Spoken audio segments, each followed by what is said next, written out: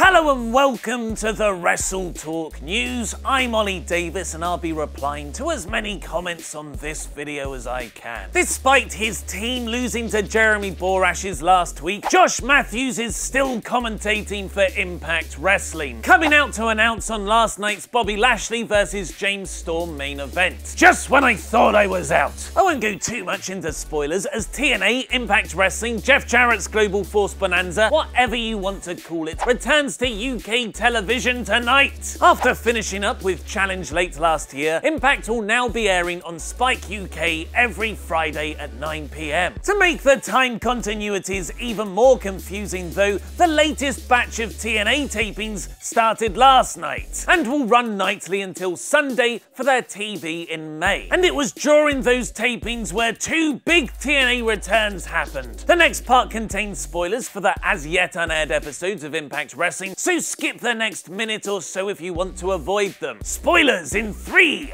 2. Shortly after, Karen Jarrett announced that Global Force Wrestling had now merged with Impact Wrestling. GFW wrestler and producer Sanjay Dutt came down to the ring to be added to the promotion's X division. WWE reportedly offered Dutt a trainer position at their performance center after he led several guest sessions there, but he signed with Impact because of not wanting to relocate. Dutt first debuted for TNA in 2003 where he was one of the original X division pioneers, alongside Samoa Joe, AJ Styles, Christopher Daniels and Amazing Red. Dutt was inserted right away into a 6-way match for the X Division Championship against Andrew Everett, Desmond Xavier, Suicide, Trevor Lee, and another big TNA return. 4-time X Division champion and the first ever ROH World Champion, trivia fans, Low-Ki. The match was said to be really good with lots of innovative and wild action, which Low-Ki ended up winning, making him a 5-time champion. He wore his incredibly cool Agent 47 inspired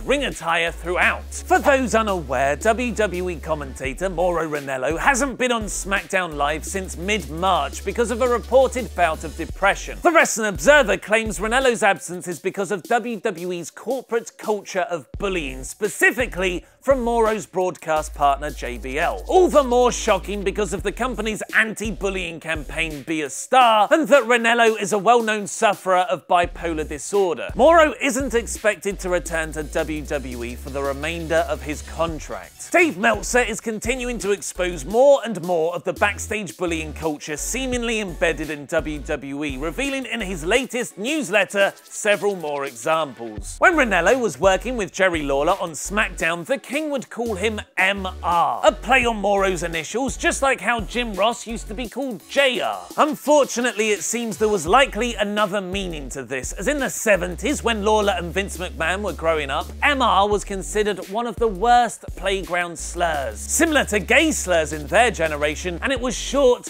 for mental retard. The nickname was dropped after a few weeks. This came at the same time Vince reportedly started to sour on Ranallo. Several months after hiring Mauro at the start of 2016 to bring in a new, more sport-like voice to SmackDown, McMahon seemingly decided he just wanted Ranallo to announce like Michael Cole, which is why Tom Phillips was soon added as the 4th man commentator. And with Mauro's insane memory of knowledge of certain subjects that either left people in awe or threatened, he was tabbed as weird. The last straw incident for Mauro appears to have been JBL's shoot comments during the WWE Network's Bring It to the Table show, which the Wrestling Observer say was actually a management-endorsed burying of Ranallo, not Layfield going off on his own, with either Vince McMahon or Kevin Dunn planning the segment. The backstage environment has been described as high school-like, with the cool kids frequently berating ring announcers and other commentators who weren't wrestlers first, and Byron Saxton. It was far more than just Layfield. The Mauro situation has caused many other victims of WWE bullying to come forward. In one of the most shocking stories recounted in the newsletter, a non-wrestler employee in WWE had 2 weeks off because of a close family member dying. On their return, it's claimed JBL harassed the person for missing the dates, and he didn't stop